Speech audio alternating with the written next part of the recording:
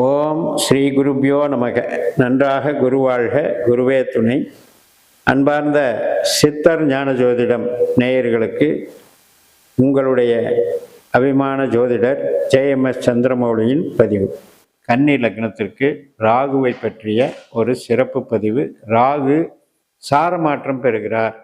ஒரு 127 நாட்கள், ஜூன் 30 முதல் நவம்பர் 25 வரை உள்ள நாட்களில் உங்களுக்கு 6ஆம் இடத்துல சதய நட்சத்திரத்தில் இருக்கிற ராகு கும்பராசியில் செவ்வாயினுடைய அவிட்ட நட்சத்திரத்துக்கு மாறுறார். உண்மையிலேயே செவ்வாய் நமக்கு நல்ல கிரகம் கிடையாது, 8ஆம் வீட்டுக்கு அதிபதி.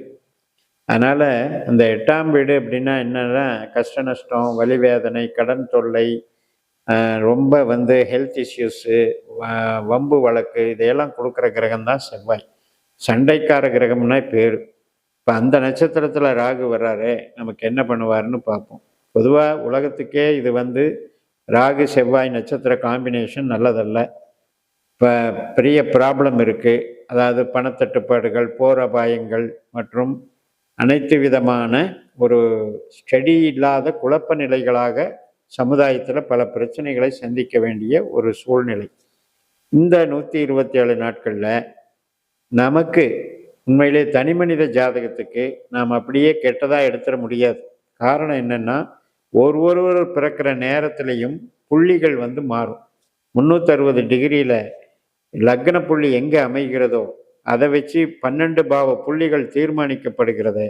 அதன் மூலமாகத்தான் நமக்கு விதி கொடுப்பினை வேலை செய்கிறது என்று சொல்வது தான் இந்த நவீன நட்சத்திர ஜோதிட சாஸ்திரம், பாஸ்கர அஸ்ட்ராலஜி சிஸ்டம்.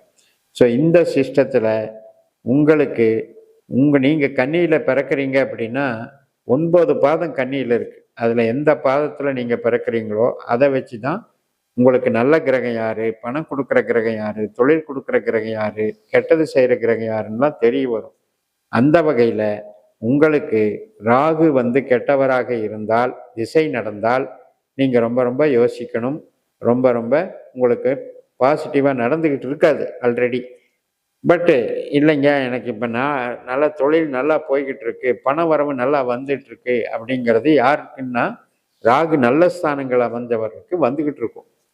இப்போ சொந்த நட்சத்திரத்தில் இருக்கிற ராகு செவ்வாய் நட்சத்திரத்துக்கு வர்றார் இல்லையா? இந்த செவ்வாய் நட்சத்திரத்துக்கு வரும்பொழுது கண்டிப்பாக உங்களுக்கு உற்பத்தி சார்ந்த தொழில்களில் இருப்பவங்களுக்கு மிகப்பெரிய வாய்ப்பு கொடுத்துரும். அதாவது ராகு ஒரு பிரம்மாண்ட கிரகம், செவ்வாய் அதிரடி கிரகம். எதுனாலும் இம்மிடியேட்டாக செஞ்சாகும். கோபம் வந்தாலும் அப்படி தான், அவசரப்பட்டாலும் அப்படி தான். நாம் ஒன்று நினச்சா உடனே நமக்கு நடந்துடணுங்கிற மாதிரி எமோஷனலி அட்டாச்சு கிரகம் தான் செவ்வாய். அந்த மாதிரி ஒரு பணத்தில் ஒரு பெரிய பிரம்மாண்டத்தை அனுபவிப்பதற்கு உங்களுக்கு ராகு திசை நல்ல ராகுவாக இருந்து திசை நடந்தால் கண்டிப்பாக கொடுப்பார். இந்த சமயத்தில் உங்களுக்கு புது வரவுகள் அதிகரிக்கும், தொழிலில் விரிவாக்கம் அதிகரிக்கும். நீங்கள் வேலை பார்க்குறீங்கன்னா ப்ரொமோஷன் கிடைக்கும்.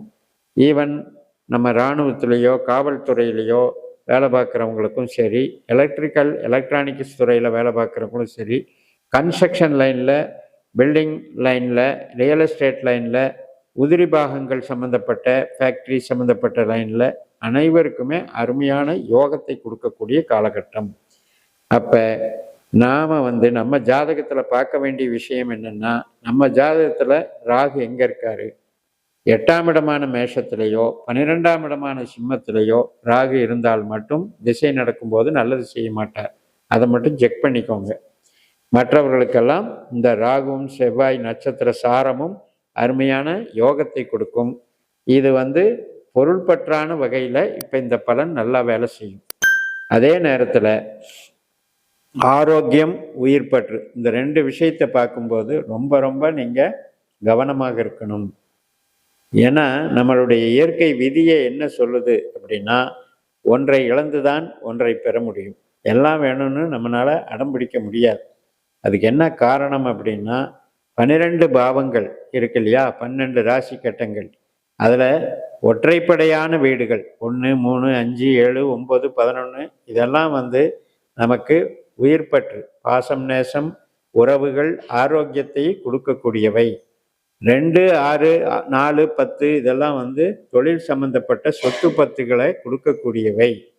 ஆனால் இந்த 8, 12 என்கின்ற பாவங்கள் மட்டும் நமக்கு பிரச்சனையை தரக்கூடியவை. அதாவது பெருத்த நஷ்டம், பெருத்த பிரச்சனைகள், உடல் வியாதிகள் மற்றும் கண்டங்கள் இதையெல்லாம் ஏற்படுத்துறது எல்லாமே 8, 12 தான். அதனால் உங்கள் ஜாதகத்தில் ராகு 8ஆம் இடத்துலையோ 12ஆம் இடத்துலையோ இருந்தால், திசை நடந்தால் உங்களுக்கு அது மைனஸ். அதில் சில விதிவிலக்குகள் இருக்குது. இப்போ உங்கள் ஜாதகத்தில் ராகு 8ல் இருக்காருங்க, ஆனால் எனக்கு நல்லா இருக்குது அப்படின்னு சொல்கிறவங்களுக்கு என்ன அப்படின்னா, அந்த ராகு நின்ற நட்சத்திராதிபதி 7ல் இருப்பார். அந்த 8ஐ வேலை செய்ய விட மாட்டார். இது டெப்த்தாக போனோம்னா நமக்கு அது கிளாஸ் எடுக்கிற மாதிரி ஆகிடும். இப்போ நமக்கு புரிய வேண்டிய விஷயம் என்ன அப்படின்னா, ராகு நமக்கு பணத்தை தருபவர் தான், சந்தேகமே இல்லை. உத்தியோகத்தை தருபவர், சொந்த தொழில் டெவலப்மெண்ட்டை தருபவர். இது செவ்வாய் நட்சத்திரத்தில் வர்றாரு.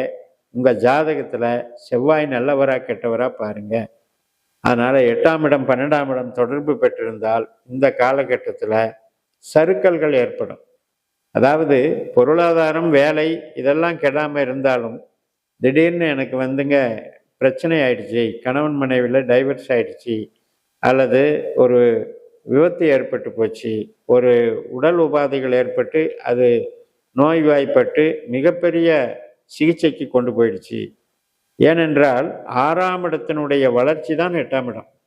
6ஆம் இடம் நோயாக ஆரம்பிக்கும், 8ஆம் இடம் ஆப்ரேஷனில் கொண்டு போய் முடிக்கும், 12ஆம் இடம் நம்ம உறுப்பையே துண்டிக்க வச்சிடும். ஸோ இத்தனை மருத்துவ ரீதியாக பார்க்கும்போது இந்த 6, 8, 12ங்கிறது நெகட்டிவ் ஸ்தானங்கள். அந்த விஷயத்தில் உங்களுக்கு உங்கள் ஜாதக ரீதியாக பார்த்து கொண்டு அதில் முன்னெச்சரிக்கை, ஒரு டெஸ்ட் பண்ணுறது, உடல் பரிசோதனையெல்லாம் பண்ணிக்கிறது நல்லது. உறவுகளில் விட்டு கொடுத்து போகிறது நல்லது. செவ்வாய் என்பது அதிகமாக உணர்ச்சி வசப்பட்டு கோபப்படக்கூடிய கிரகம். அப்போ அந்த டென்ஷனை நம்ம வெளியே காட்டினோம் அப்படின்னா அது பெருசாகி சண்டை போட்டு பகை அதிகமாகிடும். அப்புறம் ஒரு ஸ்டேஜில் பிரிவினைக்கு நிற்கும். இப்போ செவ்வாய், ராகு இதெல்லாம் போலீஸு, சட்ட சிக்கல்கள் இதுக்கெல்லாம் கொண்டு போய் விட்டுரும். அதனால் முடிந்தவரை இரத்த சம்பந்தப்பட்ட உறவுகள்லையும், பங்காளி சண்டை இது மாதிரி விஷயங்கள்லையும் கூட, உயிர் பற்றான விஷயங்களில் நெகட்டிவாக இருக்கிறதுனால ரொம்ப நம்ம நிதானத்தோடு பண்ணிக்கணும். புதிய பிரச்சனைகளில் ஈடுபடக்கூடாது. இப்போ நீங்கள் கடன் சார்ந்த பிரச்சனை இருக்குது அப்படின்னா அதை எப்படி மைல்டாக கொண்டு போகணுமோ கொண்டு போகணும். ரொம்ப ஹார்ஷாக கொண்டு போனோம்னா அது தேவையில்லாத சில அசம்பாவிதங்களை நிகழ்த்தி விட்டுரும். அதனால் கடனையும் விரிவாக்கிக்காதீங்க, தகுதிக்கு மேலே ரிஸ்க் எடுக்காதீங்க. அந்த வகையில் பார்த்துக்கோங்க. ராகு நல்லபடியாக இருப்ப ஜாதகங்களுக்கு இந்த யோகம் என்பது தொழில் சம்பந்தப்பட்ட வகையில் மிகப்பெரிய யோகம் என்று சொல்லி நிறைவு செய்கிறேன். இந்த சேனலை சப்ஸ்கிரைப் பண்ணி ஷேர் பண்ணுங்கள். உங்கள் தனிப்பட்ட ஜாதக பலாபலன்களை என்னுடைய வாட்ஸ்அப் நம்பரில் தொடர்பு கொண்டு பலன் பெறுங்கள். உங்களிடமிருந்து விடைபெறுகிறேன். உங்கள் ஜேஎம்எஸ். நன்றி, வணக்கம்.